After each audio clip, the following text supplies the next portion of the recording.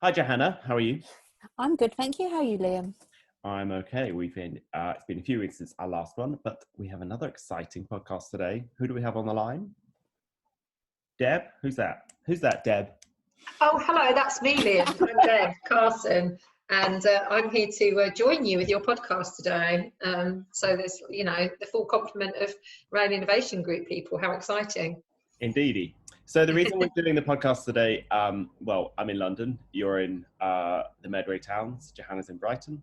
But we have some colleagues from Sheffield with us because we were going to do our Startup Rail event in Sheffield today. It got postponed in March, and we thought, optimistically, we'd do it in July. But now it's been postponed again.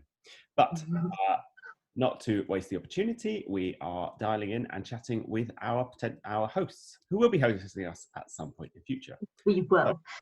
I just want to introduce both Lucy and James. Can you introduce yourself, please? Ladies first. Okay then, so hi, I'm Lucy Pryor, Business Engagement Director at 3Squared, which means I go out and talk to an awful lot of people about how great, truly great, the 3Squared products and services are and our relevance in the whole railway ecosystem. Over to James. I'm James. I'm the Commercial Director and co-founder of 3Squared. So we've been going since 2002. We got into the rail industry about 8 years ago. And now 95% of our work is within rail. And we've been growing ever since. We've got 60 employees now here in Sheffield. And we are systems integrations specialists and software developers, essentially. Right. Now, obviously, we're on Zoom, so we can see you, but we can see you're both wearing branded T-shirts. Point. And also, James, you're apparently in your office. Well, virtually. I think if I push my hand that way, it disappears. There we go. I think that's quite clever, but why does it do that? I'm not sure. But it must be something to do with the CGI or something. I don't know how it works, but yeah, it's like a green it's screen. funny. Right. So we had a bit of an agenda that we were going to talk about, which is basically why we were going to do Startup Rail and then learn all about 3Squared and the wider economy. So kicking off, I just wanted to introduce this, which is, so Startup Rail is our program where we go around the country as a Rail Innovation Group, and we try to engage with small clusters of digital talent. So we've gone to places like Liverpool, Newcastle, Bristol, we were going to go to Sheffield, and Brighton, we were going to go there too. We should have been there 2 weeks ago, shouldn't we? Or last week. We should have been in Brighton last week, shouldn't we? Yeah. It was raining. I know, but it's just so sad that we're not doing our national tour. We will do our national tour. We will do our national tour. It will be back. So have no fear. We reached out to local communities and through our network found small, interesting businesses doing interesting digital tech solutions and tried to attract them into rail. Telling about the opportunities available, the support that there is, things they might not know, good entrance into the market. I guess a bit of managing expectations about the market as well. And then just got people sort of into the network. And as a result of that, we've had some very good previous people who have come along to events and got into the rail supply chain. Won't mention any because this is all about 3Squared today. But there are definitely and nobody else is paying us. Definitely successes in the line. So we want to continue that afterwards, and we are excited to go to Sheffield because there is a lot of interesting things happening there and support available. So I think that's probably where we mentioned Sheffield Digital, if you're okay to do that, Lucy. So Sheffield Digital is actually a trade body for the digital community within Sheffield city region. It tends to focus more on the Sheffield city as a region as opposed to the entire local enterprise partnership. I think that's more in terms of the success they've had with responsiveness to their outreach as opposed to the fact that there aren't any digital companies outside of Sheffield. But it's really interesting. It brings together a whole cohort of digital companies, and their argument is that digital is a sector in its own right. It's now so much more than simply an enabler of other sectors.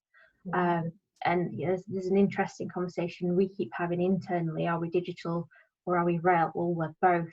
And I raised that at a seminar just a couple of weeks ago, and one of the really senior guys at Network Rail said, well, this is what we want to be. We want rail needs to be digital. Rail is digital now, and it's not just digital railway and signalling. So going back to what Sheffield Digital is, like I said, it's a trade body for digital companies within Sheffield City region.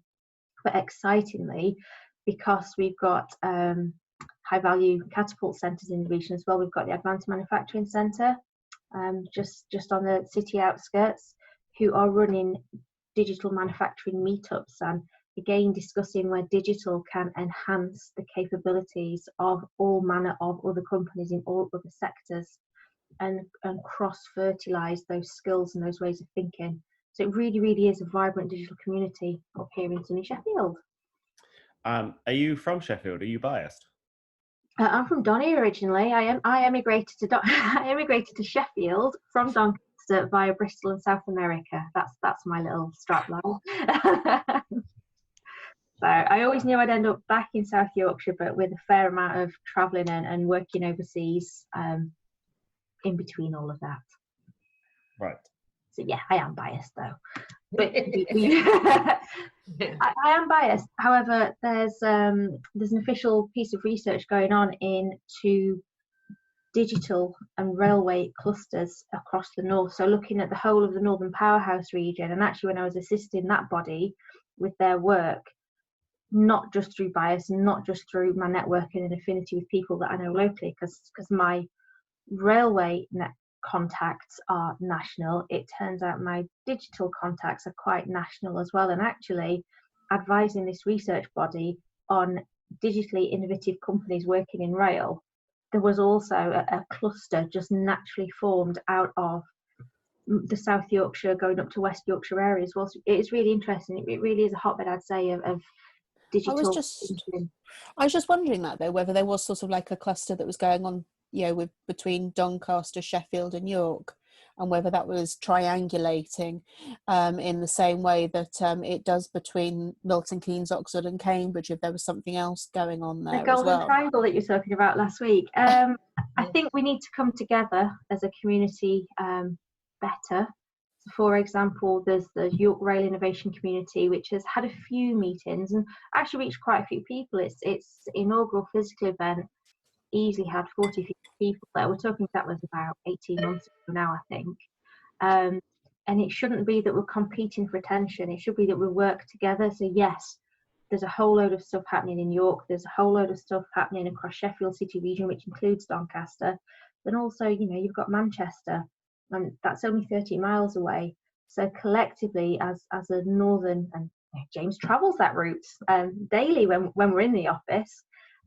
So there is a massive capability across the north. So perhaps that, we've got a rhubarb triangle, now we've got a digital triangle as well up north, and it should be, I would argue that, it should be brought together better. And what do you think stopping it being brought together better, Lucy? Or what do you think the sort of critical components are to make that happen? I think this is my very personal subjective opinion. I think there's still the consideration that North is about heavy manufacturing. We've got a whole host of skills and offerings. So if we look at all of the North as a region, we've got 2 massive hydrogen creation points in the northeast and west.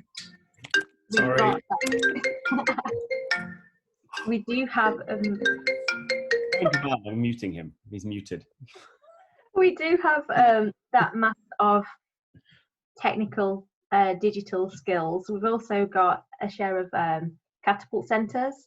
We've got the lion's share of the Ukraine network. And then don't forget as well, and this is really crucial that we remember this, we're between Scotland and the Midlands region.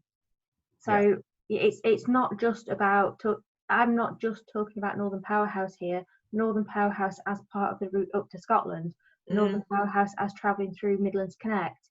We've got to be, so where I've just said that perhaps York and Sheffield need to speak to one another better. Maria Machin-Kozak, so I can never pronounce Maria's surname properly, but Maria and the guys at TFN, they have MOUs in place, and that's absolutely right, because I think we'll be talking about levelling up later.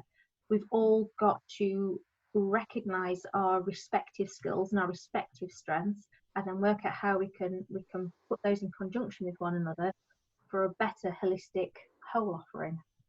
Yeah, absolutely. It's really interesting, that point about, you know, the North is seen as a kind of heavy manufacturing and not, it's like a philosophical sort of point, isn't it, really? It's like, and do you think government sees it like that in a way, even though they, let's face it, they do talk a good game about them, you know, levelling up? Yeah, but I'm at the meeting. Hang on, my dog's going mad. One moment.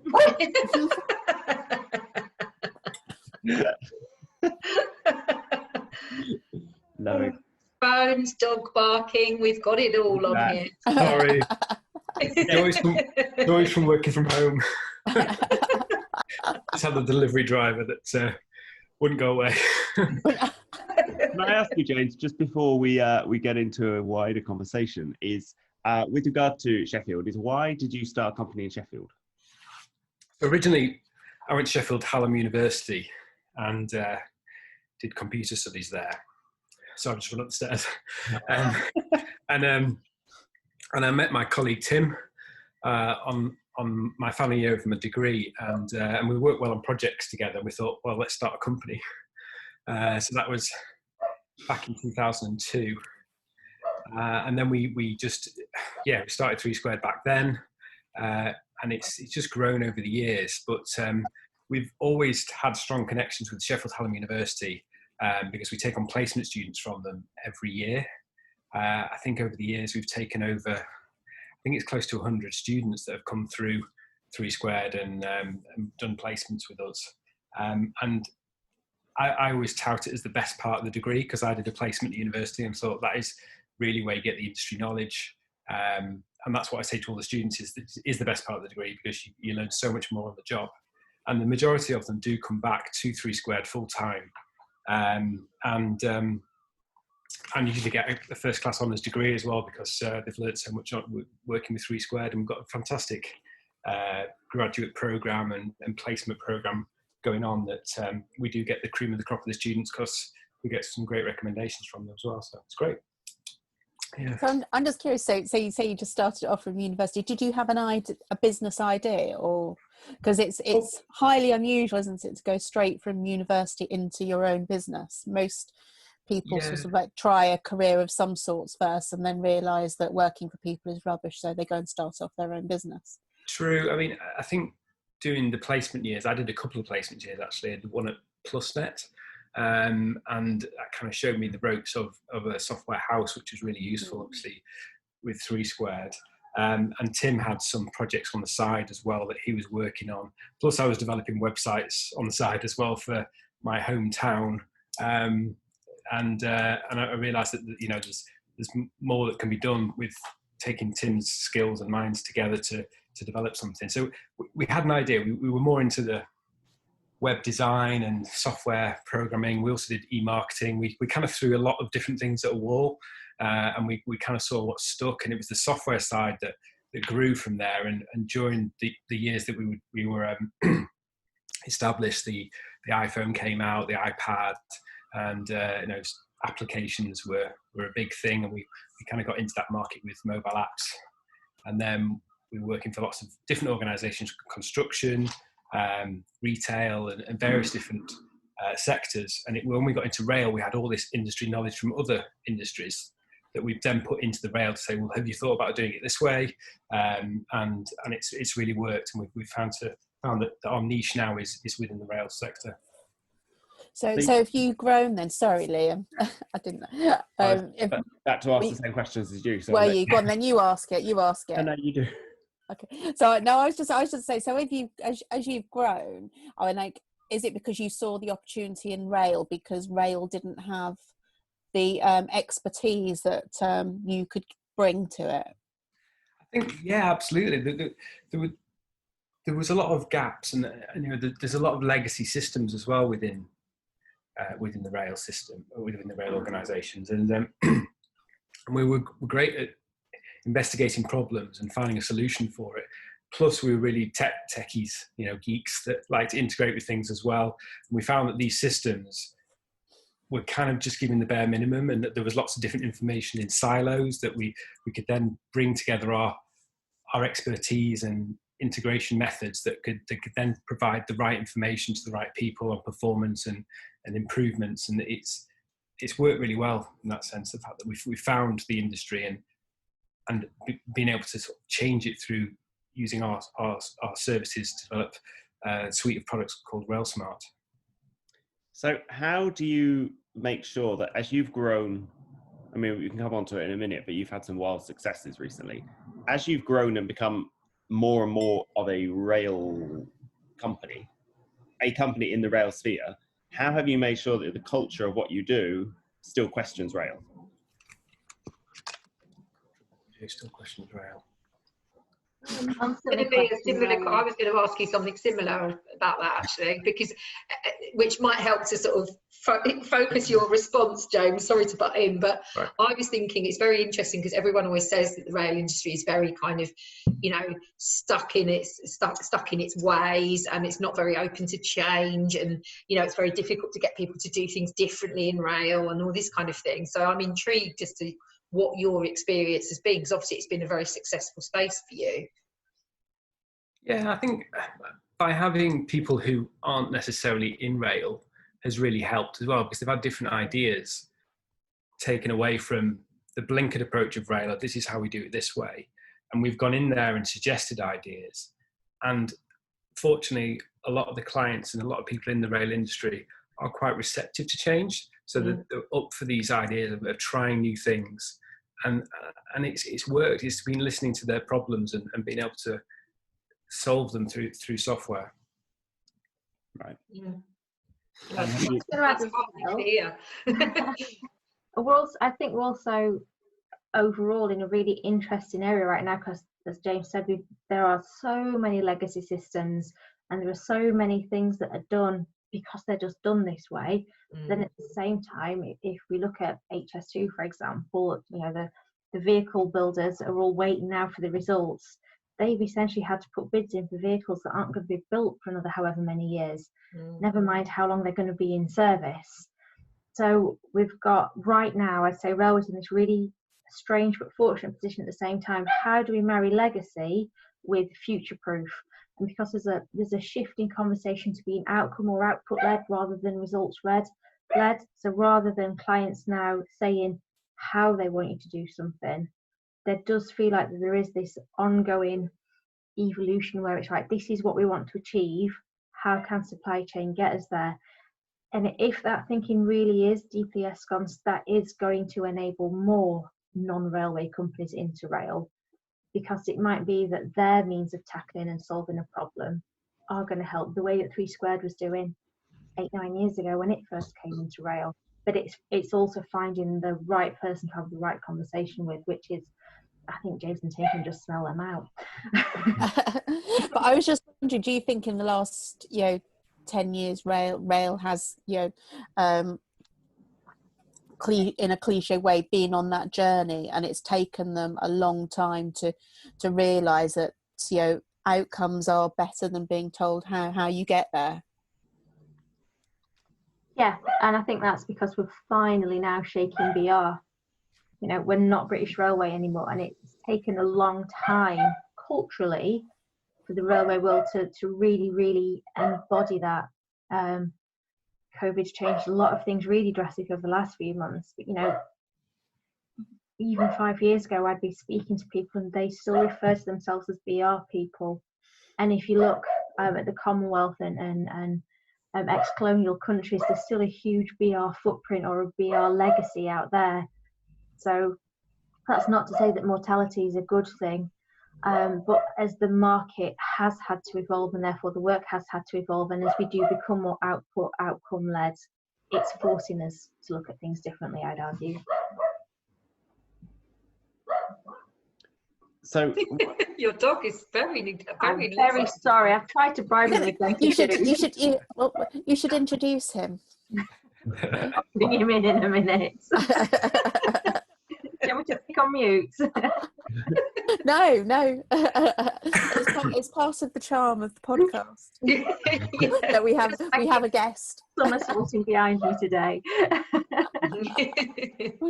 So being based in Sheffield and as you've grown, I think the city's digital culture has also grown. Do you think that's symbiotic, or have you benefited from them more than, I mean, you're obviously providing local digital jobs. So do you think you can't even see my fingers, but my fingers are pushing together at the same time. The benefit of the audience, I'm holding my hands up.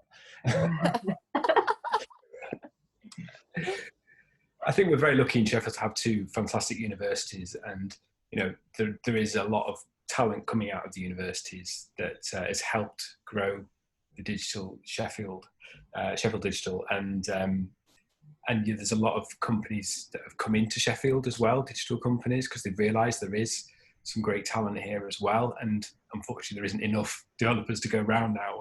So it's a bit of a struggle when companies are recruiting now, but I think it's only a good thing, really, the fact that we've got we've got all this talent. We've got some great companies in Sheffield. It's really not very well known. I think it's one thing that Sheffield is doing more of. It's shouting about the fact that we have got a great digital presence, and I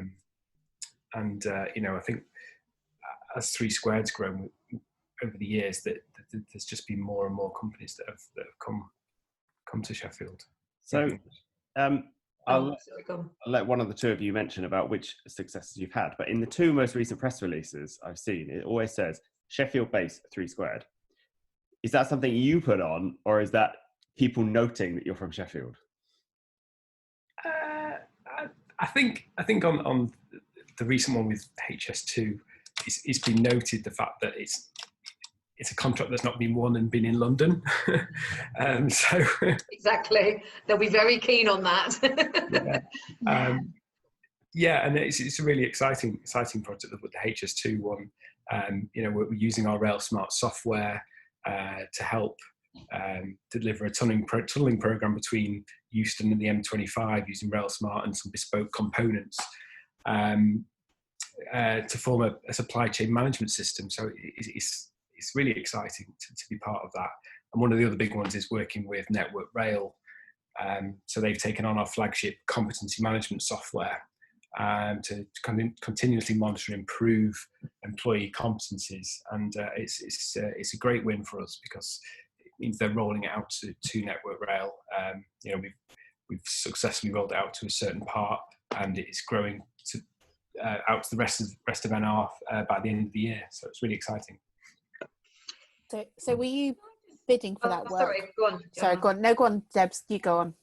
Okay, I was just going to ask, James, you mentioned about the university, and I'm interested because I do some work for a high-speed rail industry group, as you know, and we are often trying to sort of connect with some of the sort of bigger universities on sort of curriculum development, because there's sometimes can be a sort of gulf emerging between what the universities are teaching and what industry want. But I think in the digital space that must be quite, because everything is evolving. It feels to me, that's probably just because I'm a bit of a dinosaur, but it always feels like the change is happening really rapidly in the digital sort of sector. So do you do any work do you do any sort of collaborative work with the universities on sort of what you need as a company? I'm actually on the industry advisory board at Sheffield Hallam, and so we always obviously communicate about what our needs are as a company. And there's quite a few other tech companies there as well, about saying that you need to evolve your course to suit this particular area, and they're really grateful for that, because obviously technology does move along really fast, and the lecturers can only keep up with so much. So they are very grateful for that, and obviously we really like to give back to especially Hallam, because they've been really good to us. So it's a symbiotic relationship, really. Yeah. Thank you. I think it's interesting as well to note on that evolution of the skills needed is being felt everywhere. So just last week I was in conversation with Neil Robertson of NSAR. Mm-hmm. He was talking to me about they are now releasing apprenticeships in systems engineering, cybersecurity, I think it's computer science. There were 4 very, very digital technical apprenticeships that are now coming out of NSAR. And the point when James was talking about all the interns that we take on placement who then become full-time employees, we work hard at the apprenticeship side of things as well. There's more to be done. I think it's important that we reflect that digital need in the workplace to universities, but also to any further and higher education and training providers. We're not ever just going to shop from universities for staff.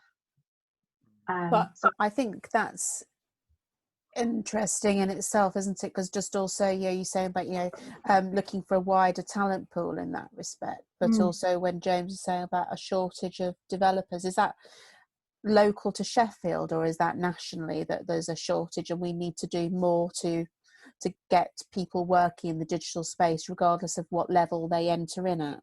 I think nationally, and I certainly think across the north. So kind of to answer the question that Deb asked earlier before Archie interrupted, is the north perceived as an old-fashioned manufacturing base? To a degree, yes, but then also look at some of the flagship names that have come up north. So Channel 4 and BBC, for example, based up North Burberry, have got a massive centre in Leeds, and they all have digital requirements. So whether it's devolution or whether it's cheaper rental rates or whatever it may be, people are moving out of the capital. HS2, I mean, I know Birmingham isn't the north, but that was a really great point. It is when you're sitting in Brighton. Okay. but I don't know how many times a week I'd normally be in London. It's not going to be as much after lockdown because we can now. We've all learned how to have meetings through screens. But I do think that entire canvas is going to be more spread geographically, and it's a good thing. It really is a good thing, because otherwise everything does become London centric in terms of where do you shop for suppliers, where do you shop for your latest thinking. Was it 6 people out of your entire audience last week were not from London and the surrounding areas? And how many of those were down south who weren't the 6? We've got to look further across. So the fact that you're going to have physical meetings in Liverpool and Sheffield and Manchester, that's brilliant. But I think it is, I mean, with you touching on the future beyond where we are, I mean, do you get a feeling that people will start moving to other areas because we've all realised actually we don't need to be in the southeast, and we're only here because of its ability to commute easily into London, because everyone forces us to go in there for meetings and workshops and parliamentary business or whatever it is that we're doing. It all seems to focus in on going into London, doesn't it? Yeah, I don't know if it'll necessarily mean massive changes in the housing market, but I do think there's going to be a lot more. I mean, I for one, if anyone invites me to a 9 a.m. meeting in London on a Monday morning, I'm probably going to say no now. You should have said no before. I would imagine it will. I would imagine it will kind of encourage, obviously a lot of students come from the southeast and come up to some of your bigger, Leeds University, all of the big universities. And I guess there's going to be much more of an opportunity for people to stay put once they've qualified, whereas before, everybody would be just sort of moving en masse back to their hometown or their home city or what have you. I think as well. But culturally, you've got to have a base. Northern cities, you need to have the buzz, sort of the density in the centre to attract the university leavers. And that may happen now, but it won't happen if people are working at home on a screen. Because still and I was just about to say as well, it probably depends upon your role within a company as to whether you work from home or not, because actually some of the work that you do, that bounce that you get off being in a physical team and being in one place and share, because the one thing I am missing, I'm not missing some of the silly hours that we do for travelling, but I am missing just the conversation that you have and the ideas that come about and the bits of company knowledge that you share just by being in a space.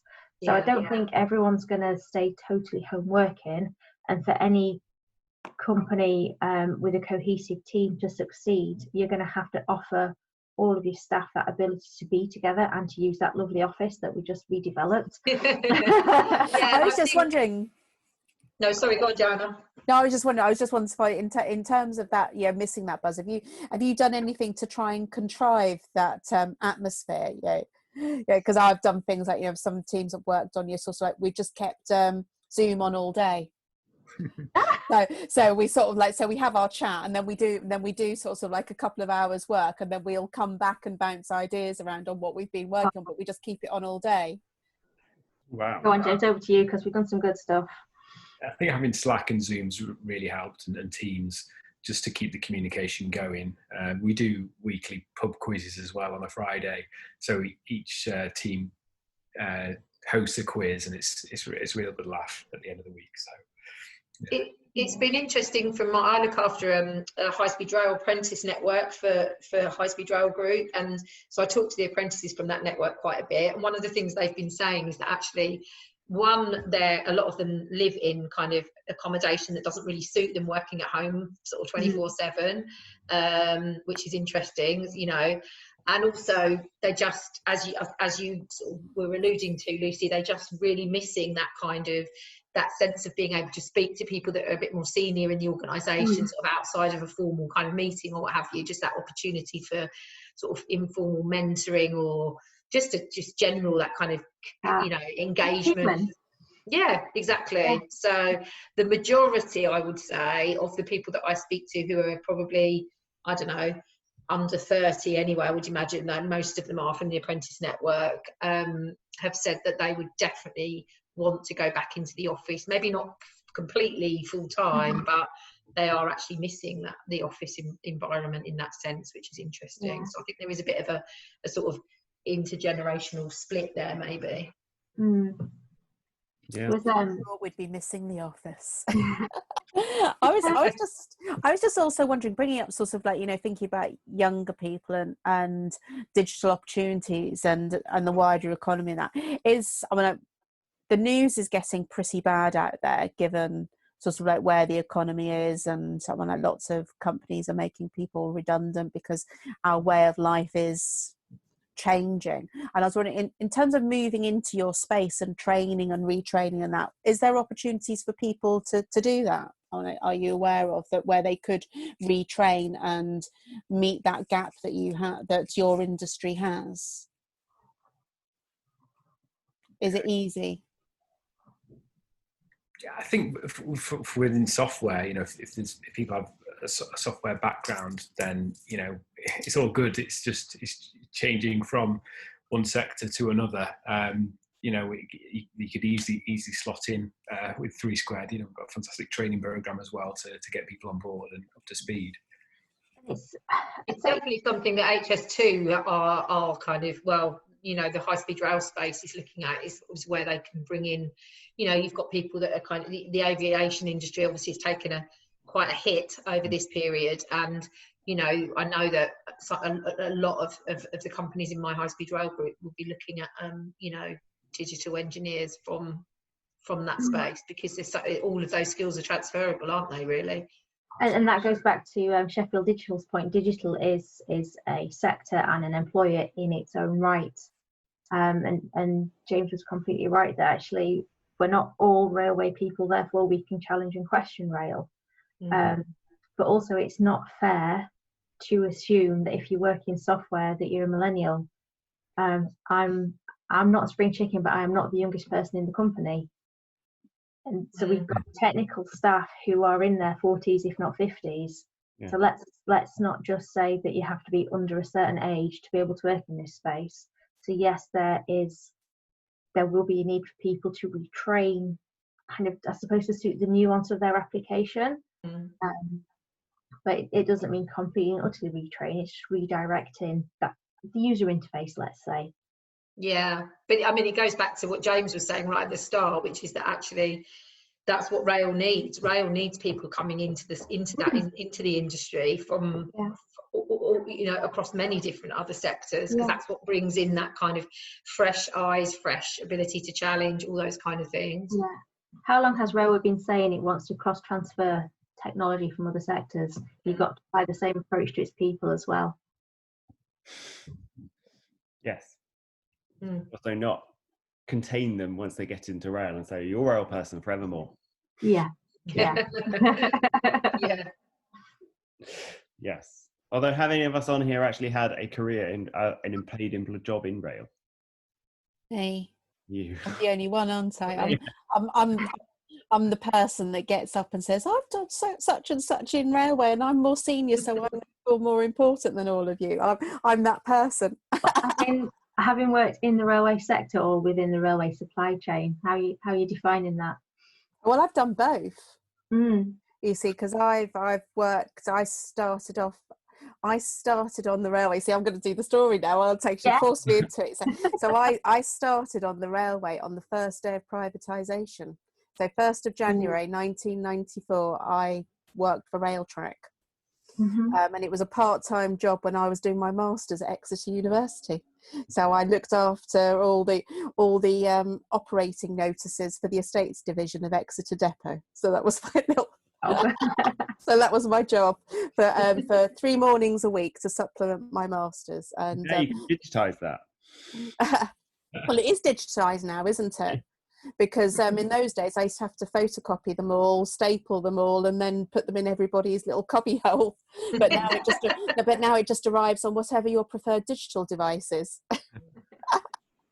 But I don't know. I'm very glad to hear that that's moved on. Yeah, I think they've been doing that for about 10 years now. So I think most operators have been doing that for about 10 years.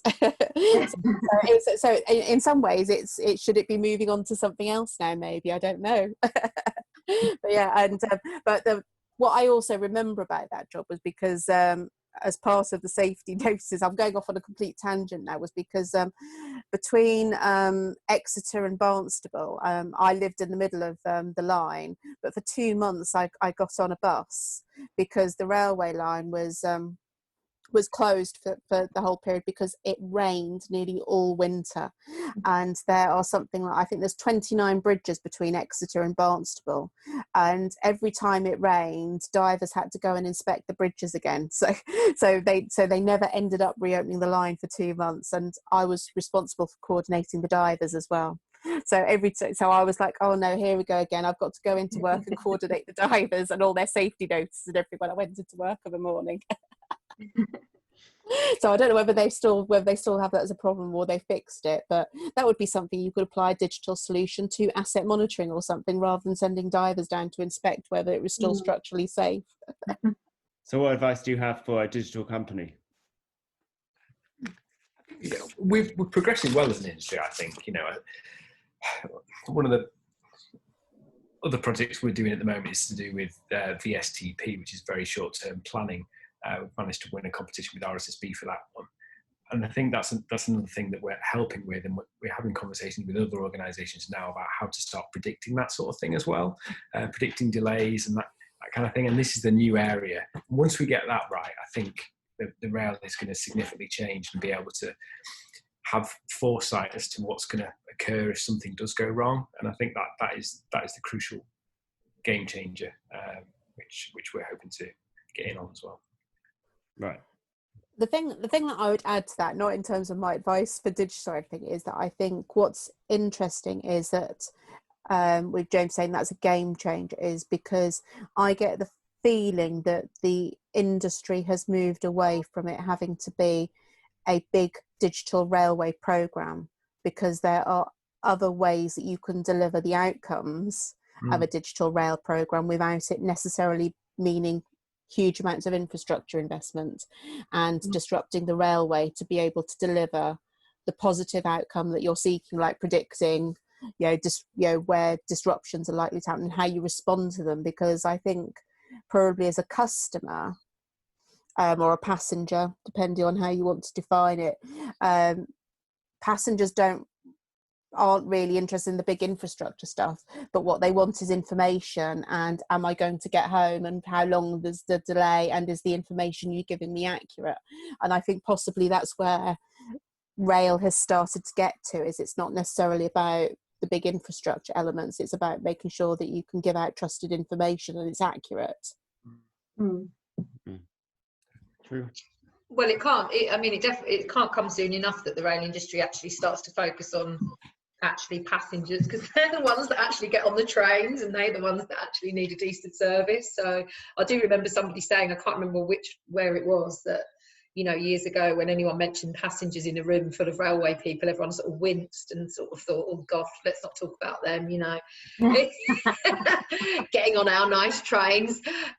So yeah, I think that's a big move, isn't it? Kind of psychologically, I think, for the industry. I'm not going to mention names, but I've heard that expression this year at a public event.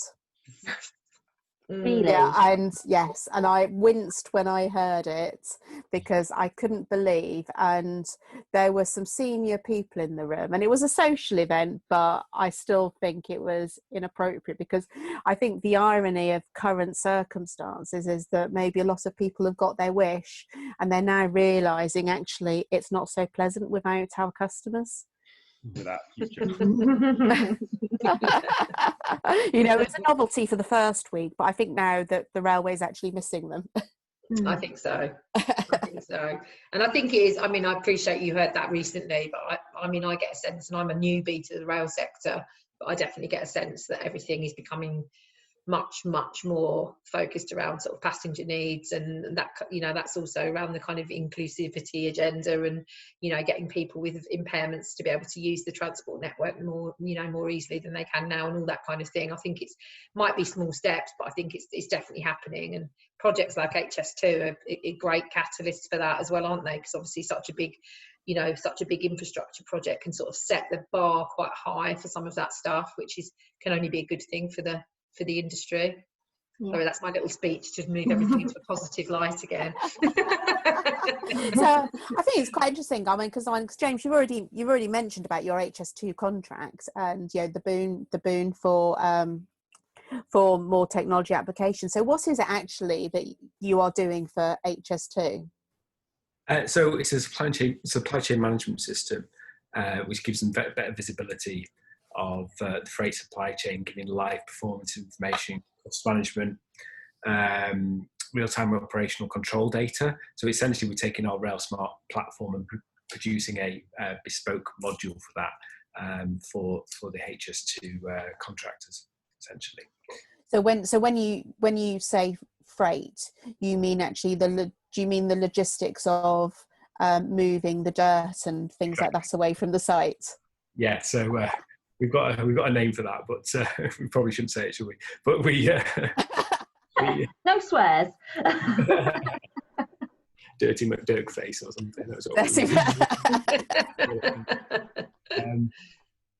Bulk Smart is the name of the application we're developing. But essentially that allows them to know exactly what is being moved out of a depot or out of a yard, for example. So it's quite an exciting project. And hot off the press is another one we've developed. We've developed RailSmart Virtual Campus, which is a blend of training tools for e-learning with interactive content. So essentially we've got this new learning management system within RailSmart that helps people on board within our software, and provide sort of a great platform for training, which is fantastic for our clients, and is ideal for this sort of situation where everybody's working remotely as well. Wow, that sounds amazing. Yeah, is it tag you all in? Did you say sorry, Lucy? I'll tweet it in a bit and tag you all in. So I get excited by logistics because obviously I'm a logistics nerd, but I think in terms of the moving dirt around the bulk smart and that is that so HS2 can manage their environmental credentials, so minimizing or is it maximizing taking dirt away by rail and also making sure that it gets repurposed in a sustainable way? Is that the plan? All part of that, so it includes like the cost management aspect of knowing exactly where it's moved to, making sure that all the trains are filled up correctly, etc., and where they're going to go as well. So they've got the full audit trail of where things are going for that, to make sure it is moved or recycled or whatever. Yeah, because is there any plans to do anything with that? Do you know? Because I know because HS1 they built a new bird sanctuary or something, didn't they, out on the Essex estuary and that? And I think that's always really good with infrastructure projects where you get sort of like a benefit from that. Absolutely. I'm not too familiar with what exactly they're doing with it, but I can certainly find out. But it's really exciting that, you know, the direct use of bulk smart is the supply chain management. It's making sure that the bulk is taken out of sight and moved in an optimal manner, that the freight trains are loaded as effectively and efficiently as possible, that you're getting best fuel consumption in relation to the load. But then the secondary benefits, it does tie completely into that circular economy sustainability element of HS2 as well. So it's, for me personally, it's really nice to know that there's an eco credential to a software solution that we're providing. Its direct benefit is this, but actually its knock-on benefits are also that.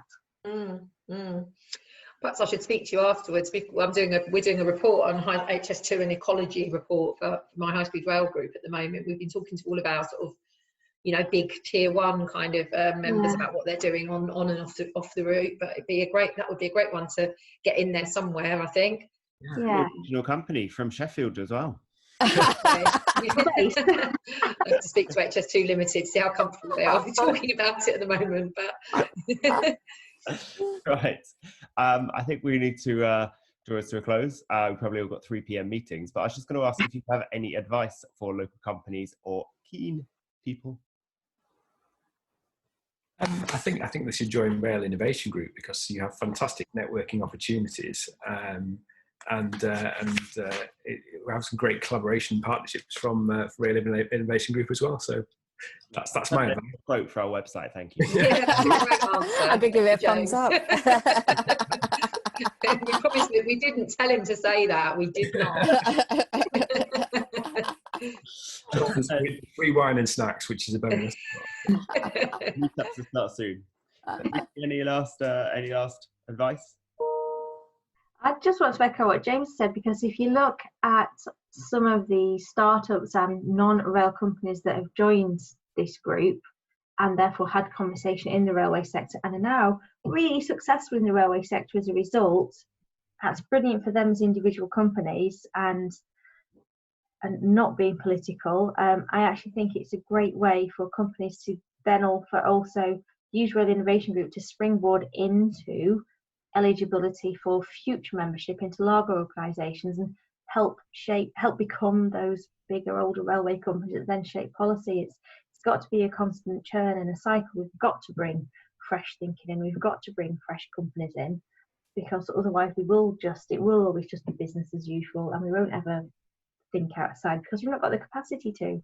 And that's what we always describe our startup events as building a grassroots community of rail suppliers. So that's a great description, Lucy, of what we are actually trying to do, is get those kind of grassroots companies in and then just build through the ecosystem of rail. Yeah. What a positive message to finish on. Join us. James and Lucy and Deb and Johanna, thank you very much for everyone joining us today, and we will all meet up in Sheffield soon. Oh, we will. Yes, we will. I should look forward to it. With pizza. The office looks lovely though. Thank you, everyone. Bye. Thanks, everyone.